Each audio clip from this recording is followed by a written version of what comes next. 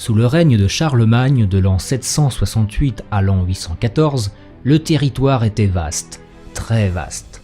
Roi des Francs en 768, il devint par la suite empereur en l'an 800. Pour contrôler et surveiller la bonne application de ses ordres sur un tel territoire, il lui fallait des personnes sûres qui devaient être les yeux, les oreilles et la langue du souverain. En 789, Charlemagne chargea parmi ses vassaux un groupe de contrôleurs royaux parcourir l'Empire afin d'obtenir de ses sujets un serment de fidélité, appelé missi dominici, littéralement les envoyés du maître. La fonction avait un caractère prestigieux. Sous les Mérovingiens, ces contrôleurs royaux existaient mais n'intervenaient que de façon occasionnelle. Charlemagne allait en faire une véritable institution.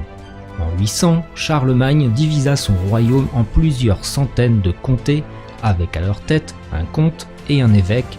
Les missi dominici allaient être les garants de la probité de l'administration locale. Qui sont ces missi dominici ? Fonctionnant par deux, ce qui permettait de se contrôler l'un l'autre, ils se composaient d'un laïc et d'un ecclésiastique, bien souvent un comte et un évêque. Ils devaient inspecter jusqu'à 10 comtés, en dehors du leur évidemment. Plusieurs fois dans l'année, ils effectuaient une tournée de contrôle de la bonne application des capitulaires, l'équivalent de nos lois actuelles, à travers tout l'Empire. Leur mission s'étendait à la fois sur le plan religieux et sur le plan séculier, deux préoccupations fortes chez les Francs. En 802, leurs prérogatives allaient s'étoffer.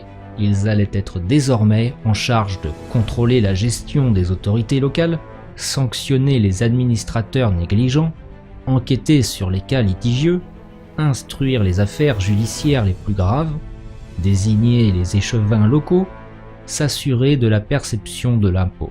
À leur retour au palais, ils devaient rendre compte à Charlemagne de leurs activités et signaler les éventuels abus. À la mort de l'empereur en 814, le système était devenu un rouage essentiel du gouvernement. Le fils de Charlemagne, Louis le Pieux, dira ceci.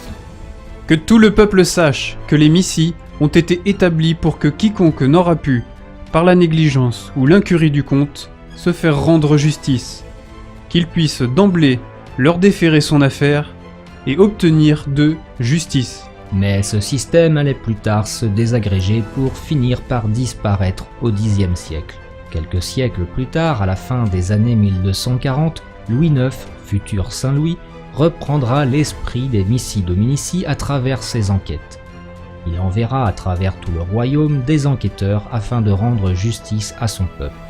En plus de la fonction de contrôle de la probité de l'administration locale, ces enquêtes auront une mission supplémentaire, une mission spirituelle, sauver l'âme du roi et de son peuple.